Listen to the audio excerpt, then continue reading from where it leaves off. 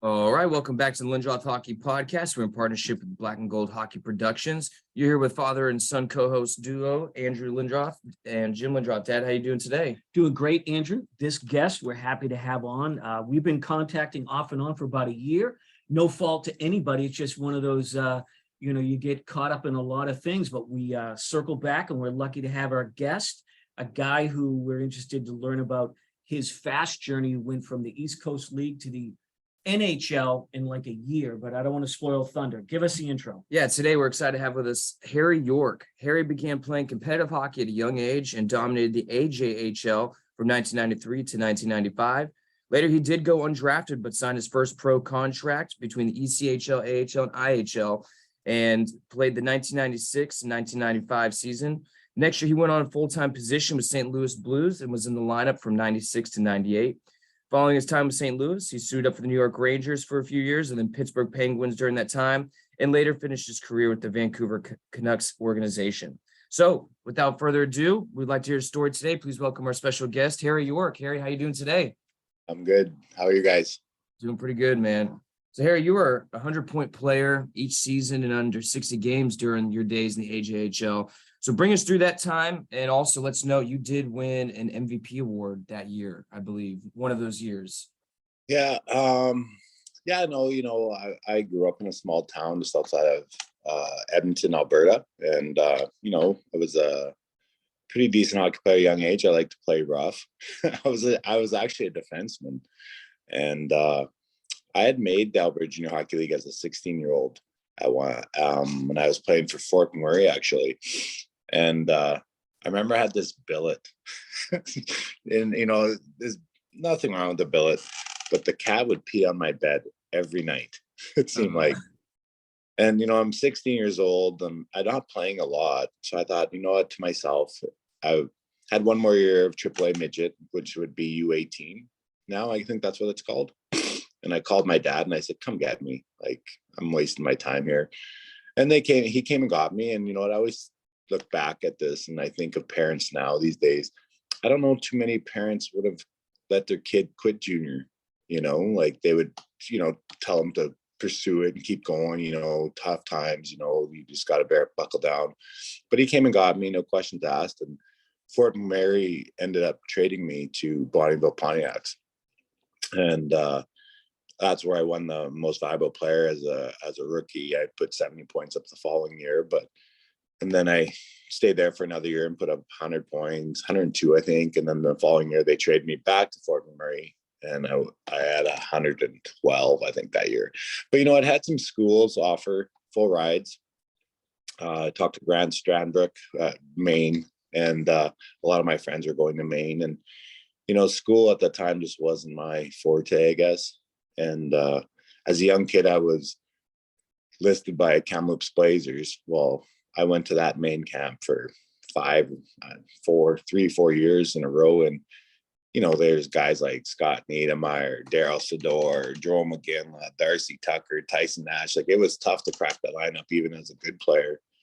And, and there was actually a guy in Fort McMurray who actually got me a pro tryout that summer playing professional roller hockey. And that's how it all started, right? Because I decided, I'm not going to do nothing this summer. I'm 20 years old, turning 20. I better find a route or get my name out there, because I had no offers. And took 2 weeks off and flew to Chicago with $100 in my pocket. didn't know if I was going to make Chicago, and I just happened to make it. And Randy Boyd was the coach there. And, I always got along with the older guys. I don't know why, but I always got along with the older guys. And a couple older guys just said, hey, I think I can get you a tryout somewhere, And someone got me a tryout in Atlanta Knights. And they were the farm team of Tampa Bay at that time in the IHL. And I played the black-silver game or black-white game against Tampa. I thought I did pretty good, but they ended up sending me to the East Coast League, and that's kind of where it all started going good for me, I guess. Yeah, so it is interesting, and I do want to just mention for my son here, who's 26 and doesn't know this, there was a time when he's talking about roller hockey, that roller hockey was actually a big thing for like It was 4 or 5 years. Yeah, like I actually have a magazine article downstairs, and Gretzky's on the front, and it got a story with me in it, and it says right on the front of the magazine cover. So it was pretty interesting, being from Alberta and watching Gretzky my whole life. Like that was my dream to meet Wayne Gretzky, right? Like who doesn't, So I had a really good year that year in roller hockey. I remember I went, I showed up to this roller hockey meeting, this roller hockey tryout, and I had bought these rollerblades from Canadian Tire. They were the black Micron ones with the yellow wheels. I think they're called the Lightning or something like that. And we played on roll-on in Chicago, so that was just a smooth painted cement. It wasn't sport court. I remember going around the first corner, and my wheels were like shredding apart. Oh, So this Randy Boyd had came to me and he said, if you go make the team, you don't have to pay for these skates. So you'll just go up there and get some brand new skates. So they gave me some brand new skates, and thank God I made it. So I don't know what I would have did. I don't know. I think I had enough money to get back. yeah. So when you do sign your first pro ice hockey, can you bring us through that? And again, like you said, it was kind of the IHL, but we always ask our guests their first pro contract. How did it come about? You kind of gave us a story. But what was it like? What was going through your head? Like, because you're finally making it to the pro, and you didn't, we're not talking NHL, but we're talking pro. Yeah. So after the Atlanta tryout, the coach was Mark Kumpel in Nashville in East Coast League. We drove from Atlanta to Nashville to and talked in the car the whole way. And I don't even know if I actually sat down and wrote a contract or anything like that. I just knew that I was making $400. And I think it was $400 bi-weekly. I'm not even sure what we were making back in those days. It wasn't very much, I know that. And, I was very fortunate that I had coaches that really liked me and liked my style of play. And Mark kind of took me underneath his wing. And, like, I don't think I scored in the first 9 games, but like he didn't bench me or anything like that. And then I'm scoring 40 goals that year. And I think I was like plus 43 or something like that year. But I wasn't a fighter. And of course, when you're in the East Coast League back in those days, it used to be called the East Cocktail League, where careers go to die. And it wasn't it wasn't in a system like it is today, like where they have the NHL and the American League and then East Coast League, and they're all kind of tied together. It wasn't as good as that back in those days. So there was some fighting. And I got called up to the American League in Worcester. And Jimmy Roberts was the coach there. And, I went to the first meeting. It was this other guy, and then they get called up, Mark Tardif. He was an actual drafted player by St. Louis.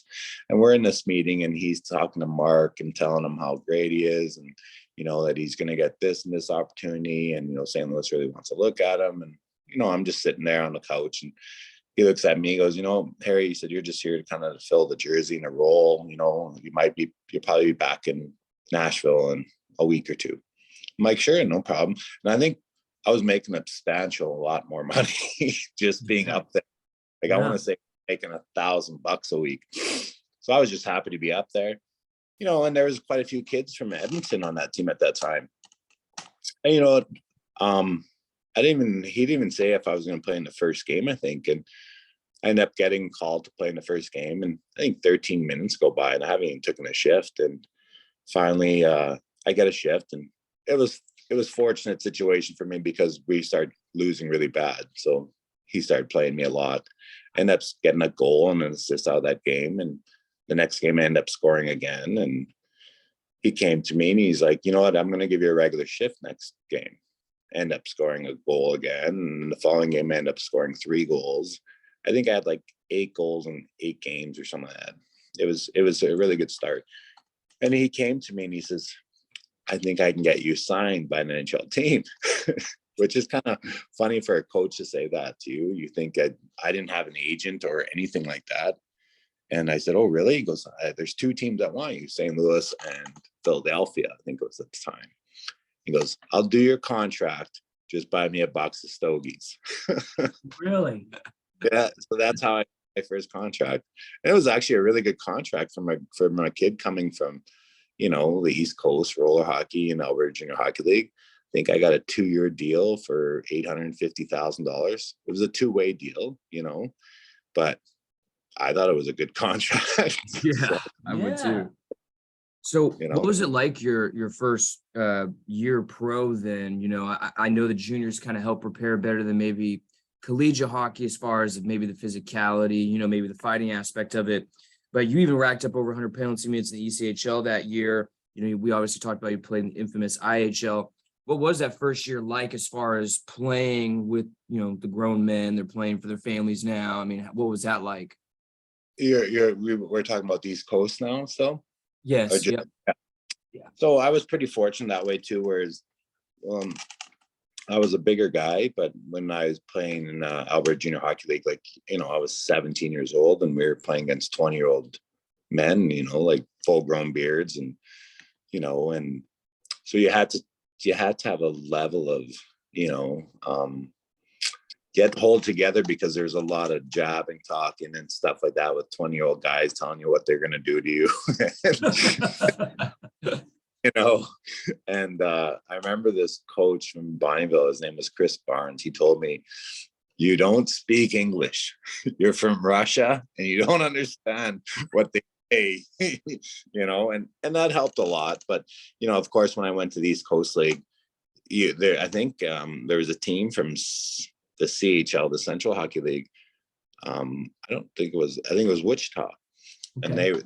And the Wichita Thunder had won the CHL, and they moved all them guys to Louisiana Ice Gators, and they were tough. They were tough. Doug Shedden was their coach, and man, there was a few times you were scared to be on the ice, but you struggle through those emotions. Like, hockey's such an emotional sport. Like, there's so many emotions, and it's kind of like, who can handle all that stuff. Like, I've seen a lot of really good hockey players get emotionally beat down from a game and just not become very good hockey players at all. Like, they actually digress. So it was a learning experience. But again, being a bigger guy, and I actually turned out to be an all right fighter, so I could handle my own. It's a funny story. I'll tell you the story. Years later, we're sitting in the St. Louis Blues coffee room, and Bob Plager comes in, and he comes in. He goes, "Harry, did I ever tell you about the time I found you in the East Coast Hockey League?" And I'm like, "No, you never have." He goes, "You were playing in Dayton," and I remember the game clearly in Dayton. I did not play well, and he goes, "You were awful." He says, I instantly left after the first period because I'm like, this kid's not good. This kid's not good. And I was a minus player. It was one of those games where it doesn't matter how hard you work or how hard you try, you just can't stop the bleeding. Like, you're on for every goal. It could be off your skate. It couldn't even be your mistake. But it ends up you're a minus player. And I think I was like a plus 43 that year. But the coach, Mark Kumpel, called this Bob Plager and got him to come to Nashville and watch me play Louisiana. Ended up scoring 3 goals and had an assist. And, he says, after that, he said, I knew you were going to be a St. Louis Blue. He said, but the first game, if your coach didn't call back, I probably would have never came back.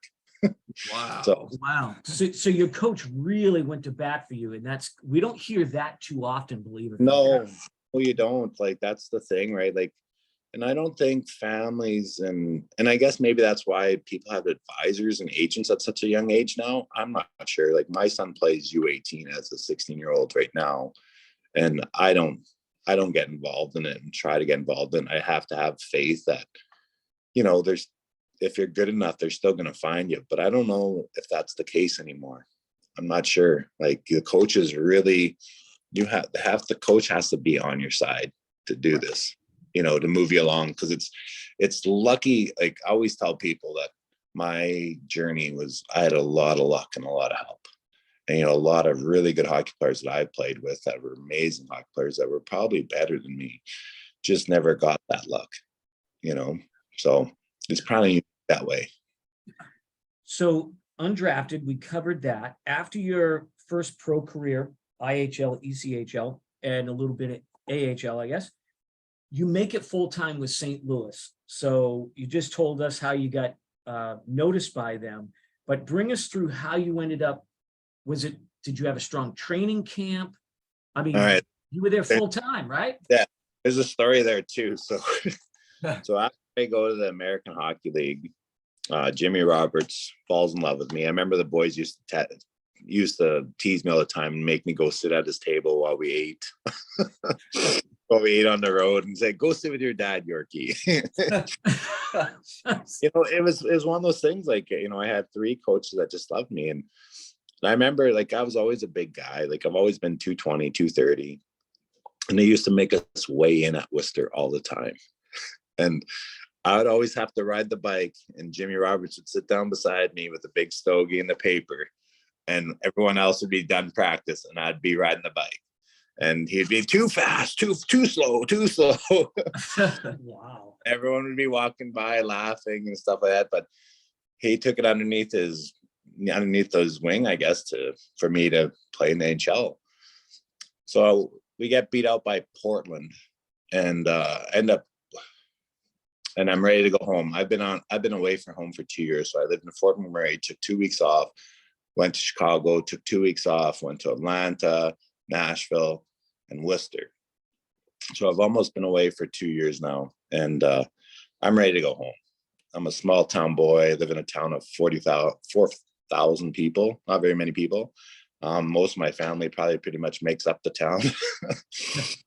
So I'm ready to go home. And the phone rings, and it's Mike Keenan. And I pick up the phone. I'm like, "Hello." And he goes, "Harry, it's Mike Keenan." And I said, I heard we just signed you. Like, "Yep." And he goes, "I want to invite you to come practice with us during the playoffs." Because you can't play because you had just signed your contract, but you can come practice. And I'm like, "Oh, can I call you back, Mike?" Oh man. So he said, yeah, you can call me back. So I called my mom, and I was devastated. Like, I want to go home. Like, I'm 20 years old, and I wanted to go home. And she, based almost in tears, and it didn't matter if to go play at that time. I just wanted to go home. And again, this goes back to like the emotional support. Like, I was living in a hotel for the last month and a half in Worcester, and you don't have a vehicle, you make like, at that time we were making $1,000 a week or something like that. But, and she talked me into it and said, "You're going to go see Gretzky. You get to meet Wayne Gretzky, right? That was the year St. Louis got Gretzky." Yeah. Yeah, I guess so. So I end up going, and that's kind of what set all this in motion, was that I end up going, and I practiced with them during the playoffs when Detroit beat us out in the 7 games there, when Steve Yzerman scored that goal from the blue line over John Casey's shoulder. But he ended up really liking me at practice. So it's the only NHL practice I've ever been to. I get there, and we're not allowed. We called ourselves the Black Aces. We wore black. We didn't dress with the guys, and they practiced their power play and penalty kill against us. They practiced all that stuff against us. And we showed up the first day, and like, again, dude, I'm like, I was not a rich kid. So I had ripped jeans, stussy t-shirt, long hair, like a surfer haircut, Birkenstocks, and walked into this NHL rink. And, I was with Jamie Rivers, who was a first rounder, Alex Vasilevsky, all of these guys, Ken Sutton, like, these guys all played in NHL. They're big deals. I had just signed my contract, and Mike Keenan's at the door, this big, St. Louis dressing room, and he's shaking everyone's hand. And then he finally yells out, "Who is this Harry York guy?" I want to meet Harry York. So I shook his hand, and he's like, "I've heard so much about you from Jimmy Roberts," and la la la. So anyways, the trainers take us off to the dressing room, and we're all putting our uniforms on. And Jamie Rivers actually notices, "Harry, you have a color, you have a line, like you're practicing on a line today." And I had a blue jersey and blue socks. And I'm like, "Oh, that's weird." He goes, "Someone must be hurt." And I'm like, "Okay, yeah, sure." So we go to my first NHL practice in the playoffs, and they're all on the ice. We're all skating around, and Mike Keenan comes out, and he's like, we're gonna have a scrimmage like for warm up, which Wow. no one does. And we all go to the fence, and he's like, I want Gretzky's line out against Corson's line or something like that. And so Corson's line's on the ice, Gretzky's line on the ice, but Wayne's not there. And so I'm playing in Wayne's spot. Really? Wow. So I don't know if it was just a way for him to see me, and end up scoring 2 goals in this little scrimmage. But after that, he just kind of liked me, you know, and the following year, everything worked out again. We showed up for training camp. The trainers had, I don't know, ordered my sticks already. So I had my own sticks there already. Jimmy Roberts now was the assistant coach for St. Louis. So, and Mike liked me. So it was one of those things that just kind of all worked out for me, like battling all through the years and through the norm and going against all of the grain. And all of a sudden, just 2 years, everything seemed to work out for me in one way, right? So I got a couple follow-up questions, because this is a little bit, first of all, meeting Wayne Gretzky for the first time, was it everything you thought it was going to be? Because, you know, this is something you've always wanted to do. So Wayne wasn't there my first day. Wayne came the following day. And, you know, you play in NHL, and yeah, you're an NHL player, but still there's this, you know, I watched the guy. He was my hero my whole life. I ran a couple. The next day he showed up at practice. And I remember a few times I looked over another line and we were doing 2-on-2s or something like that. And he would be up and I'm like, oh, I got to go with Gretzky. And I'm like, so I would try to go in the back line and they would push me forward. Just like you're in Mites or Adams or something like that. And, you know, I ended up doing really well with them and stuff like that. And, you know, never said hi to him or bye to him or anything like that. And then St. Louis had like the main dressing room, and then there'd be another dressing room beside it where you take your suit clothes and put on your underwear and stuff like that. And then you'd walk into the main dressing room to dress in your actual gear. And I remember they had a TV time. Roger Nielsen was our TV guy there.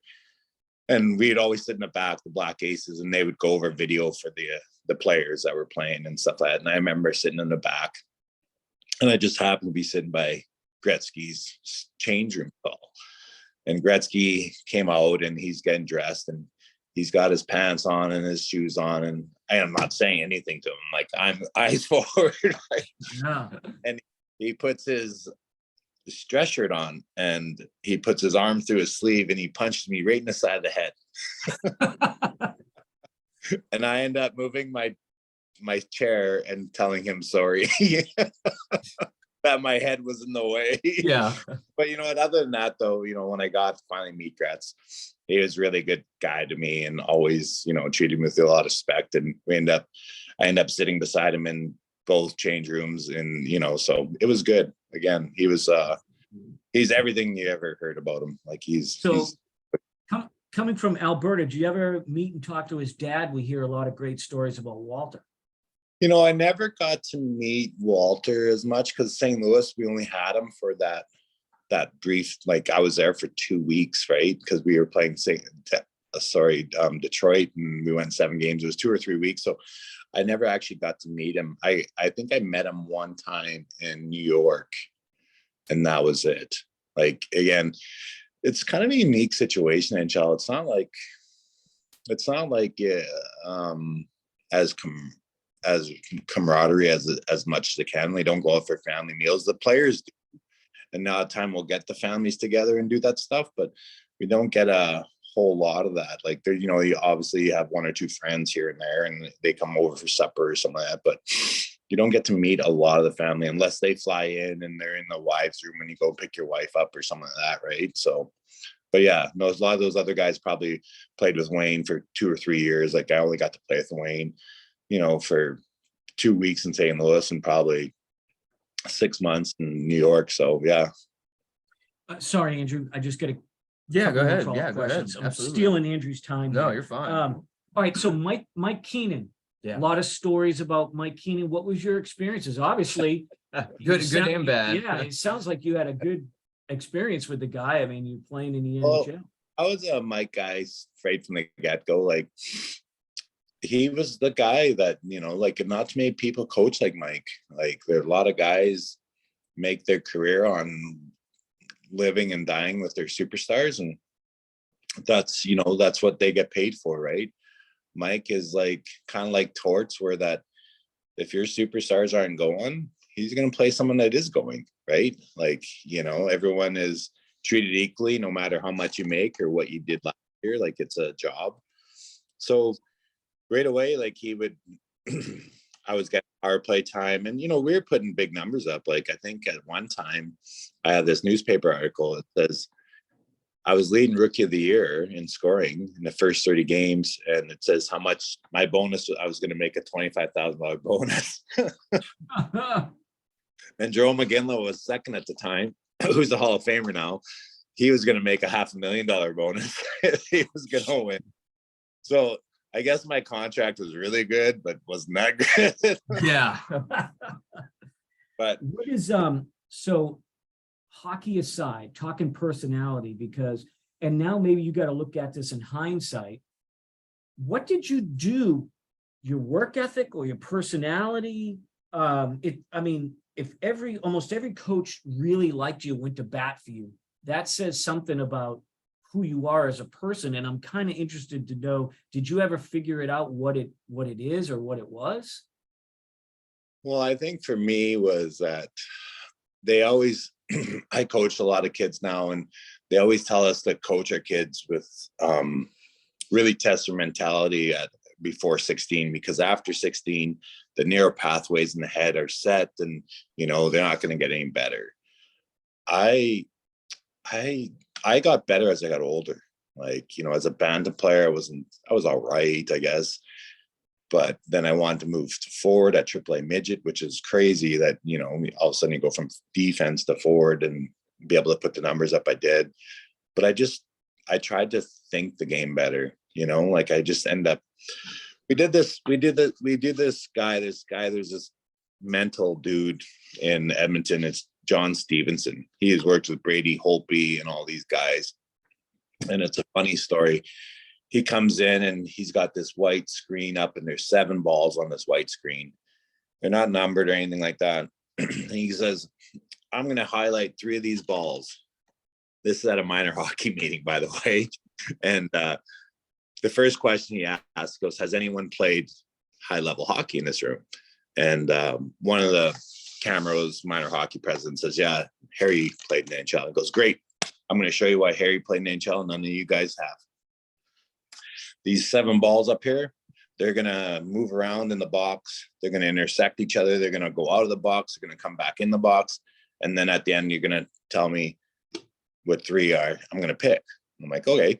So there's 7 white balls. He highlights 3 of them and goes, everyone got the 3 balls? Yep. Okay, good.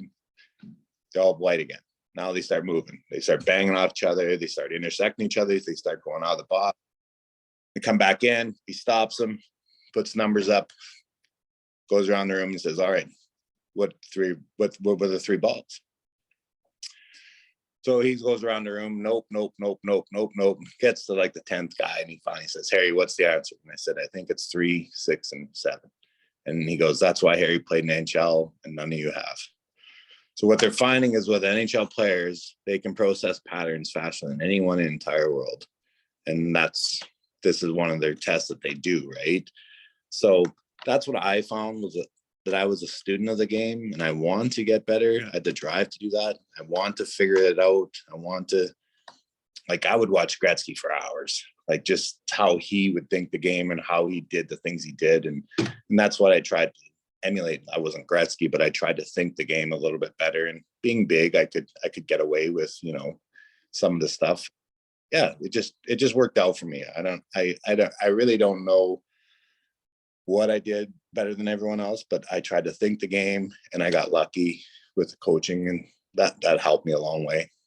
Yeah. And just, not to fast forward through the story or anything, but just going in lieu with what you said, what do you think is missing from players today? Because, I feel like a lot of them now, they're pampered with the agents. They're being told from a very young age, they're going to be drafted. They're going to be huge stars. And then, you see instances with, Shane Wright, or even Jack Hughes, where it doesn't click in the NHL right away and they get sent down.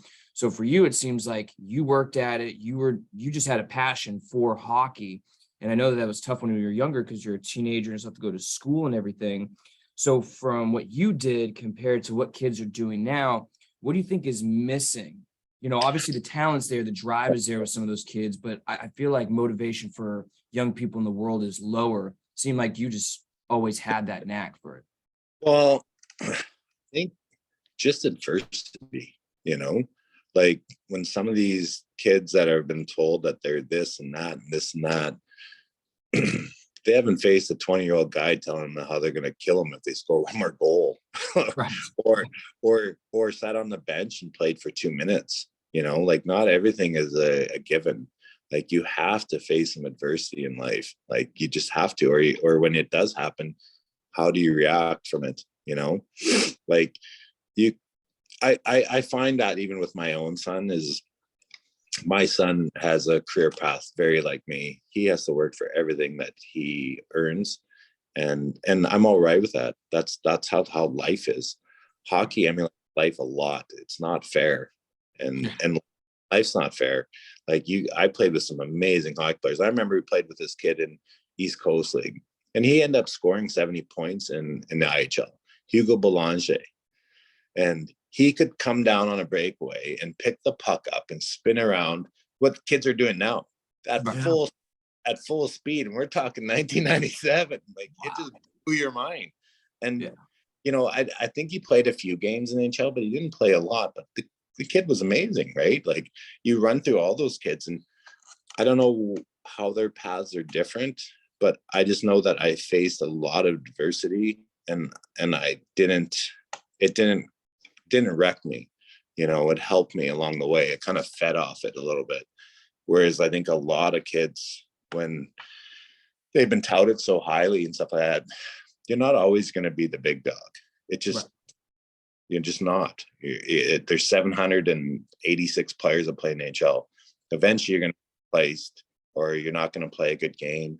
And that might translate to a bad week, maybe a bad month. And all of a sudden now they're talking like, maybe this isn't the kid, right? How do you that? So I would think that you have to face some adversity in some way before you get there, because you're going to face it when you get there.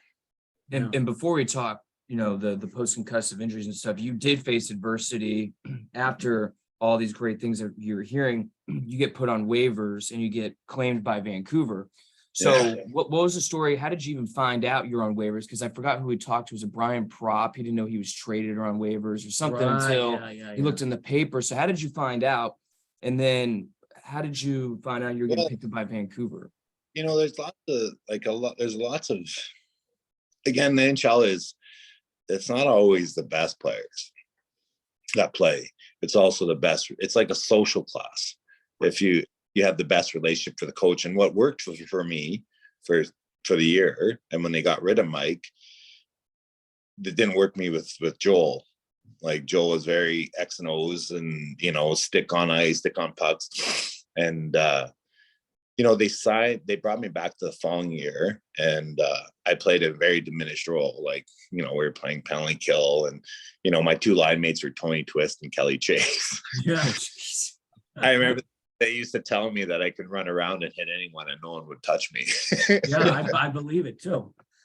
And they traded me for Mike Eastwood. And I remember Joel calling me in, and he said to me that I probably could have said something, but I didn't. And he respected that about me, but I probably had a right to say sometimes about the misfortune that I was getting there. St. Louis really liked me. I really liked the town, and the fans really liked me. And then they traded me to New York. And in New York, I thought everything was good. I played a really good game the first game, and Muckler kind of, really liked me. And the following year we came back, and I don't think he really liked me, and I ended up playing like 5 games in 30 games. Like it was quite a mental abusive situation, if you ask me, honestly, now looking back at it. And I don't know if it could be said, but I remember them sending me to the minors and they actually couldn't send me to the minors. So I went down to Hartford, and I was getting skated and practice down there, and legally I wasn't supposed to be there. And my agent called, Jay Fee, who worked for the Bobby Orr firm, and he was like, "Where are you?" And I'm like, "I'm in Hartford." He's like, "It's impossible. You can't be in Hartford." And I'm like, "Well, I'm here." So, and yeah, he just didn't like me. I don't know why. And they end up putting me on waivers again. And how I found out, I was still in a hotel in New York. No, sorry, in Pittsburgh. So they traded me to Pittsburgh for Nedved and me and Alex Kovalev. And we were in the hotel in Pittsburgh. And my dad called me and said my name wasn't on the roster. Oh, man. And I got a phone call, and my gear was in the lobby of the hotel. And that's how, yeah. And then it was Mike Keenan on the phone again, saying, "I picked you up on waivers today. We were in Anaheim. Meet you there tonight." Wow. Wow. So again, Iron Mike comes and grabs you once again. Yeah. Yeah. And you know what? I played, I think I scored the first game, and, I had, again, off to a great start. And I think they fired him shortly after 7 games. Did you ever talk to Keenan later on in life just to talk about why he was so high on you, or is that something you don't do post playing careers? I don't know if, I think if you had NHL players around, you would speak to them. Like, it's funny. It's so funny because my son plays against like Sean Brown's and Fernando Paisani's boy. Like, where our boys are all the same age, so we get to chalk NHL days in those days. But no, not a lot. Like, I remember he sent my family. I can't remember what he sent me a Christmas card or something like that, but I haven't heard from him, or I know at sometimes I always tried to see if I could find him on Facebook or reach out to him and and just talk to him, right? But because he was on TV for a while and stuff like that. But yeah, it was one of those things where that he believed in me, and I kind of knew that, so that helped me on the ice, right? Dude, don't get me wrong. There was times where Mike sat down beside me on the bench and let me have it. Yeah. Sure. I wasn't invisible. Like, I didn't get any hand little pats on the bum there sometimes, right? Right. There was. So we talk to a lot of players that have a two-way contract in the 90s. And, it kind of is, a lot of them talked about, hey, it's a two-way deal. So it's always going to be up and down with the NHL, and the one, way contract players are going to play. That's the way that it is. Did you experience that with some of the guys on the teams that you're on? And you kind of, like we talked about, being an anomaly of having the talent, and you didn't really have to do that. Did you just kind of like eyes forward, put blinders on, or? This would be a funny story for you. So we're in Edmonton. We're playing the Oilers, and Peter Zezel, great face-off guy. There's a minute left in the game. I think we're up 3-2, and Peter Zezel, they call a timeout, and Peter Zezel, the face-offs are in, and Peter Zezel's talking to Mac T, Craig McTavish about how to beat Jason Arnott in his face-off dot. And I leaned in and I said, just don't beat him with speed. Like, don't try to over muscle him. Like, he's 6'4", 280 pounds. Just beat him with speed. I don't know if Mike heard this, but Mike came down to the bench and he says, "Do you think you can win?" And I'm like, "I know I can win." And he's like, so I went and took the last 2 drives of this game. I'm making $250,000 and replacing Peter Zezel at 1.7 or something like that, right? That's how it went, right? Like, he was just that guy. Like, so I went out there and I thought to myself, you know what? There's an open net. I'm just going to shoot it down the ice from the faceoff dot. And that's what I did, shot it down. They end up, I think it was icing. And then they did it again. I shot it down again. So, there's been moments where that, like, he just was that guy, right? Like, if you believed in yourself, and I guess, and if it showed in your character, he would let you do that, right? So I'm not sure, but that's the way he was. He wasn't a guy that was going to play kids on a one-way deal, or he wasn't a guy that was going to play a guy that was making 5 or 6 million. Like I remember seeing him benching.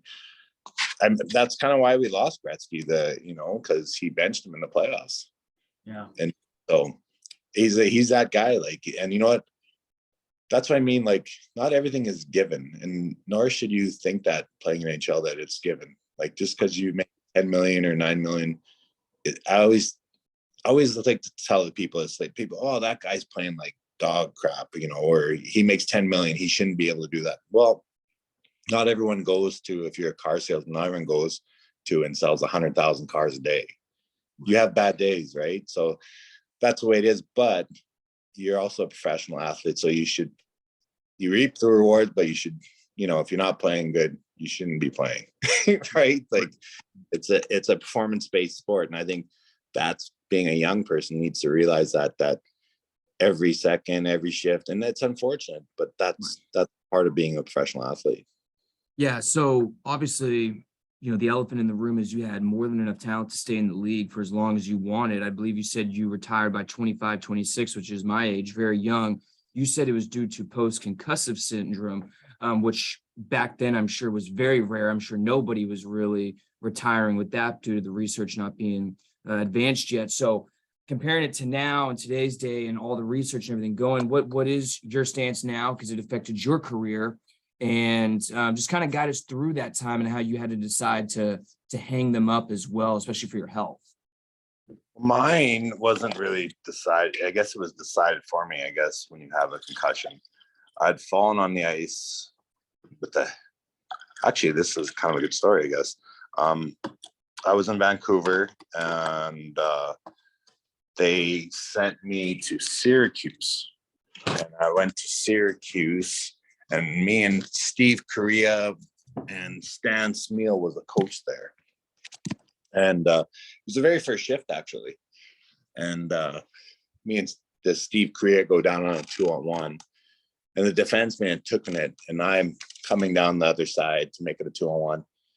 Took it from Steve, went around the net, and I hit him. Apparently, it ended his career too. I guess he hit his face off the glass. Oh. And concussion. But at that time, that Hershey was Colorado's farm team. They seen this, and I was in front of the net, and it was just like this big dog pile. And I remember someone holding my arms, and we fell forward, and I smashed my face off the ice. I think I was maybe knocked out for a little bit, but it wasn't much. Like, I kind of remember the events a little bit. I don't remember the bus ride home, but I do remember the events on the ice. And they had booked a neurologist the next day, and he came in and he looked me over and he's like, "I think your hockey career's over, Harry," which I thought was kind of weird that was said like such an early thing, but it was kind of foreshadowing, because the next year I proceeded to go to see Dr. Brown, Karen Johnson, neurologists off from all over North America, and they were all the same thing, was that I was no longer going to play hockey. It's kind of a weird story. I went to this one doctor, and I don't know if I should say names because I think there's a little bit of malpractice going on. Okay. And the goal was for me to get back on the ice and get a contract. So I continued to work out, and he had given me Neurontin. Neurontin is like it numbs your brain. You're not even supposed to be even driving on this stuff, apparently. And every time I got a headache, I would just take this Neurontin. And 2 years later, I'm still not getting better. Starting to have mild seizures, And so this doctor finally got me to see Karen Johnson. And I go in to see Karen Johnson in Montreal. She was like the head specialist of this concussion thing going on. And it just happened to happen about the time when it started to come to light. Yeah. And I walk into this room, and she says to me, "Take your shirt off." that's kind of odd to say. You're like, what? I took my shirt off and she looks at me and she goes, do you work out? And I'm like, yeah.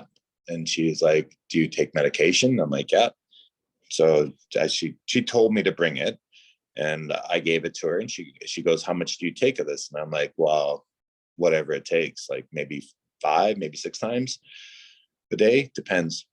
And she just opened her drawer and put in her drawer and she put her head down. She was like, you will not ever play hockey again, Harry. She goes, you won't leave with this medicine and you will be inactive as a person. Walking your dog will be optional for you for the next 5 years. So that's how it kind of ended for me. So I had questions obviously for her. Like, I'm like, well, how can Eric Lindroth continue to go back? Like, and she goes, it's still your choice. Like, it's still a team's choice to sign you or it's your choice to go back. Right. And I listened to her, like, it is what it is. Like, I had decent insurance, so that kind of covered it. But at that time, it wasn't, it's tough. Like, because then you sit there 2 years later and you think you can still do it, right? Yeah. But you don't know how your body will actually react to it. So, and I'm pretty fortunate. Like, like I live a regular life. The things I have around me are, or from my career. But like, I didn't wait years after I quit hockey. Like, I became a normal person. Like, I got a 9-to-5 job, and not because I needed it, but it's because I thought I needed it as a person. Like, how do you sit? Like, you just can't sit. Do nothing all day. Right. Yeah, I know. Right. Old, right?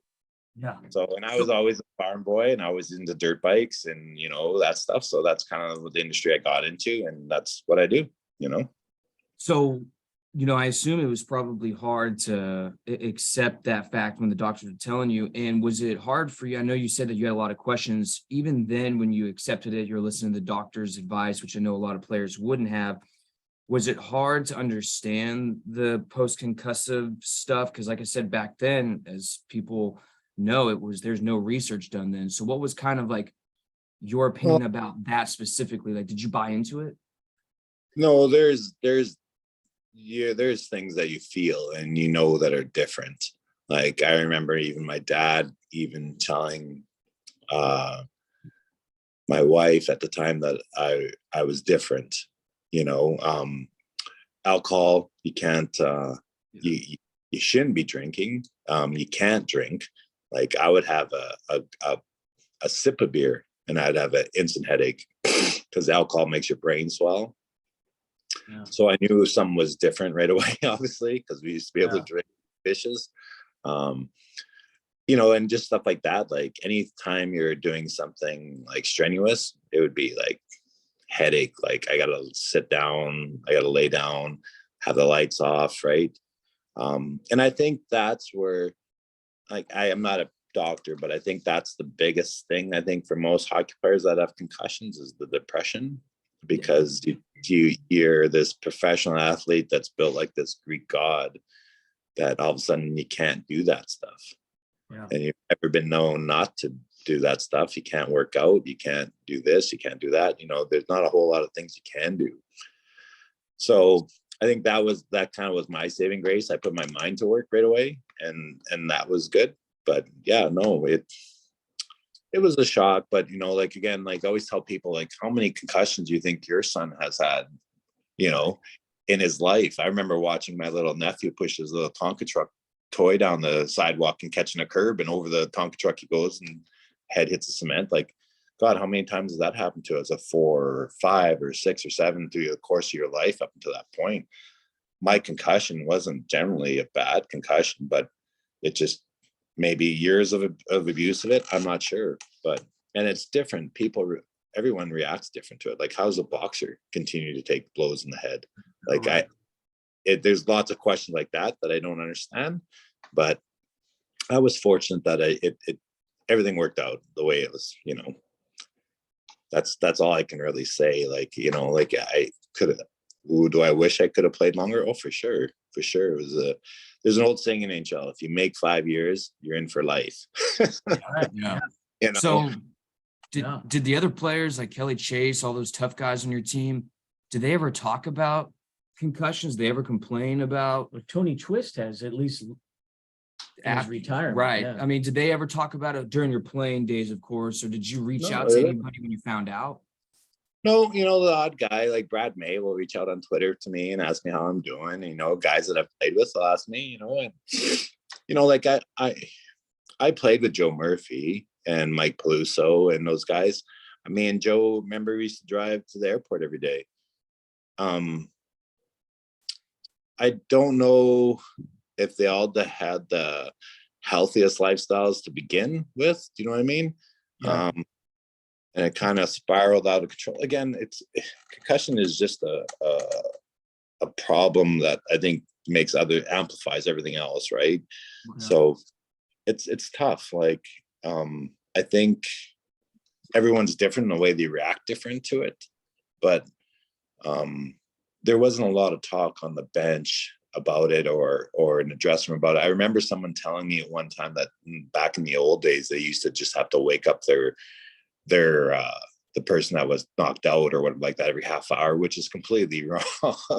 You're supposed to sleep, right? But they used to make sure that they were awake and they were alive and had to wake them up every half hour. But again, when it happened to me, it was kind of like it was just starting to come to light, right? Like it wasn't, every you get knocked out, you played the next game still, right? You had a headache, you took some aspirin, Right.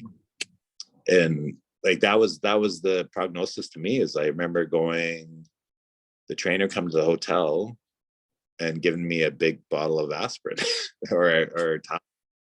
Yeah. And sat in the room and windows were closed and lights were off and I could barely read the TV.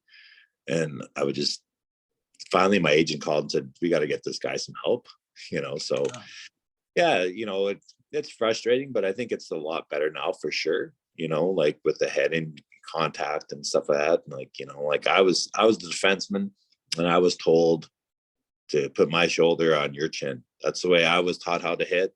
Now that's not the right thing to do now, but that's the way we were taught. Like everything changes, everything improves and everything, safety, everything helps now, right? No, right. So before we get to our lightning round questions, where we're gonna throw some fast questions at you, people are gonna say, "Hey, you never asked him what is Harry York up to today?" So you're an ordinary guy, you say. So what's going on with Harry York's life? So I'm a farm boy, so I love dirt bikes and quads and stuff. So I did that. I've been doing that now for 20 years now. I'm a parts manager at a Bobcat Suzuki dealership.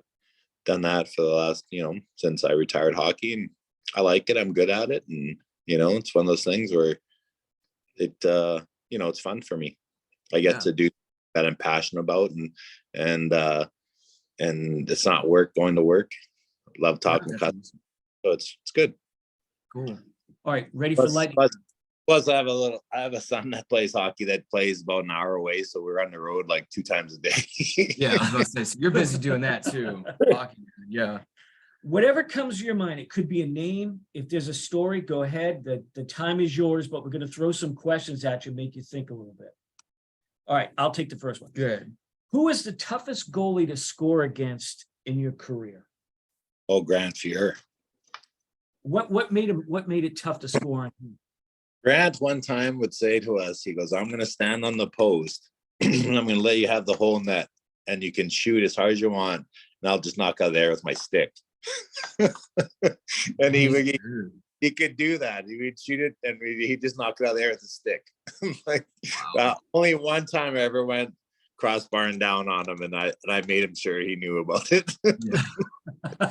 Did you have any pregame superstitions or rituals? Yeah. No, not necessarily. I tried not to be a superstitious guy. I don't know. Did you see any crazy ones? No, I've never seen anyone really crazy about it. Like we were kind of told that you shouldn't be doing that because if you can't do it, then all of a sudden it takes your game off. Like, right. So no, nothing crazy. Cool. So we continue this in our poll of NHL players. In your time, which arena had the worst ice conditions? Oh man. Can I say the East Coast League? It's always the East Coast that we hear. So There was one time we played in Roanoke, and I remember sitting on the bench and watching the Zamboni go over the ice on the other side, and the actual cutter or whatever was actually skipping on the ice. No way. Yeah. There was only one time in NHL it happened where it's like we were playing in Anaheim. They had a concert. I don't know what happened, but they put the wood down on the ice. It had melted onto the ice, and they had like 50. We didn't think we were going to play the game. They had like 50 people out there scraping this wood that was stuck to the ice. One Zamboni was smoking. Like we couldn't even do our pregame skate. But that was the only time where that something like, like I thought, oh man, like the ice is going to be screwed. But most of the time they get it off. Like ice in the NHL rink isn't generally great anyways, but we all play on the same ice, so you don't really notice it. yeah. So which was the toughest player you've had to play against? I don't necessarily mean fighting wise, but the strongest, toughest, a guy you just did not care to be on the same ice with. Well, Konstantinov from Detroit, it didn't scare me to be on the ice with him, but I knew it was a battle, which I didn't mind.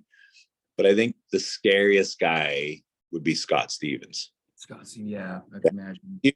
I never had a run-in with him. Like, I think I tried to hit him one time, and my lungs almost collapsed. But it's like super scary dude, right? Like, if he, like, we used to always have this printout, and each player would have some highlights of what they did, and always beside his name was "Be careful when he's on the ice." So did you ever run into Probert on the ice ever? Bob was at the end of his career, and like don't get me wrong, I know it's a part of the game, but what an awful job. Like, yeah. like don't get me wrong, like I watched Enforcers and they all said they'd do it again. Like it just, to me, like I don't know. To me, I don't, yeah, it is what it is. Like I appreciate that they were there and all that stuff, but to me, like when at the end of Bob's career, I almost kind of felt sorry for him. Yeah. It was, like he was the pinnacle of the NHL tough guy, and every young buck now wants to take a shot at him, right? Yep. And it's just like, I watched Tony in his heyday, and don't get me wrong, Tony is an amazing athlete and amazing specimen, amazing person, but it just, it wouldn't be the job I'd want. I appreciated what he did. I just thought, like, at the end of Bob's career and seeing that, I felt really bad for him. Yeah. So, but yeah, no, some of those good dudes are like bad dudes. Like, don't get me wrong, I wouldn't want to beat them and check out. Yeah, no. We'd go out and play pool with Tony, and people would try to fight Tony. I'm like, what are you guys, retarded? Like, do you see this? Yeah, why would they fight Tony at all, bro? The guys is my head. Most embarrassing or craziest thing to happen to you during a game or a warm-up?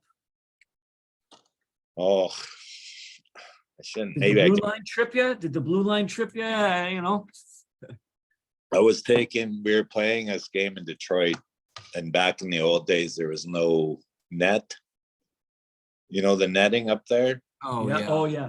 For some reason, remember that this gentleman was walking down the stairs behind the net, and he had his two kids holding their hands, and he had this bright pink hat. I don't know why it just stuck out to me. And I ended up taking a slap shot off the crossbar, and it hit this gentleman in the head.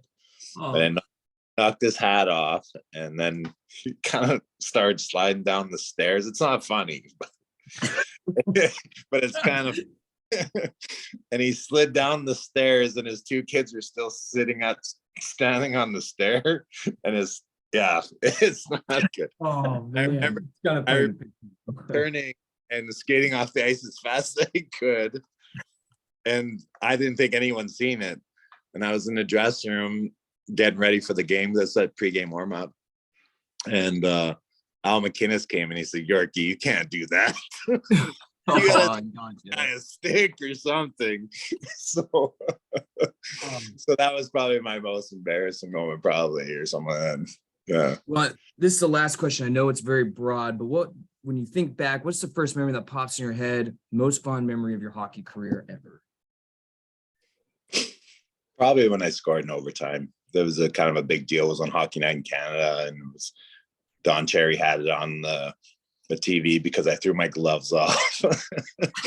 Yeah. He didn't like that. He was like, that, but he put on hockey on Coach's Corner and said, no, I let him do this because where did he come from? The East Coast League. So yeah, it was quite, again, I didn't play for very long, but it sure seemed like a whirlwind trip, like super fast. And, like you would never thought you'd be on Coach's Corner. You never would thought you'd play with Wayne Gretzky, let alone Mark Messier, Grant Fuhrer, like almost all the Oilers. And, again, it doesn't even seem like the same life, like life has moved so fast now. And even seeing the guys that played in NHL and our kids play together, we don't even talk about that. We usually talk about our kids, Right. So it doesn't even seem like the same life anymore. But I was very fortunate. And again, there's only 700-800 kids that play, and yeah, worked out for me. We'll say goodbye off air here in a sec, but officially, we can't thank you enough for being gracious with your time. And this has been a great episode. This is going to be great. Yeah. Thank you, man. Yeah, thanks, guys. Appreciate it. Okay, Harry York, and we haven't done a recap on a guest in a while, so we'll finish here with a little recap. Everything we thought it would be and more. Yeah. Well, I like it when a guest comes with a lot of stories because, sometimes some of these guys probably haven't talked about these old days in a long time. So sometimes they're kind of put on the spot. But Harry came prepared today, and it makes it fun for us because that's the whole reason why we ask these questions, right? Isn't just to ask the questions, it's to get stories out of it. Well, and I just, again, want to highlight, and it can't be highlighted enough. Again, a guy who's undrafted. Yep. IHL, but basically, ECHL. And again, they weren't much affiliated back in those days, like he said, but only did a year in the minors and then spent pretty much the rest of his career in the NHL. And you don't see that. No, and I'm sure he could have played a lot longer, but it's interesting to hear that he was taken out of hockey for concussive symptoms. But I find it interesting that him and his coaches still had a choice if he wanted to play. So I think it was good on him that he listened to the doctors and saved his life, really. I mean, No, that absolutely. could kill And you. as fans, you quickly forget when players are off of teams, unless, they're like your favorite player or something like that. Right. Meaning, suddenly you go, oh yeah, what happened to that guy? And, as fans, we're more tied into the game. And it's kind of heartbreaking when you finally find out, like, oh yeah, that guy had this or that, or he left, and Right. so forth like that. And so it was really great. I know we get some sirens going. We should probably end this episode because right outside, it sounds like we've got a whole bunch of fire trucks coming. So Yes. we'll end this episode. Hopefully they're not coming to this building. We're in my office today. But a great guest. Love talking to these players because the 90s into the 2000s were a very interesting time for the NHL, of players, starting to make good money, but not making the millions. Right. And it was tough to crack the NHL in the 90s. Yep. And he did. So we want to thank Harry York again. Thank everybody for tuning in. This is episode 106? I think it 105, 107. I think it's 107. 107 maybe. So either way, we appreciate everybody and tune into the next one. Thank you very much.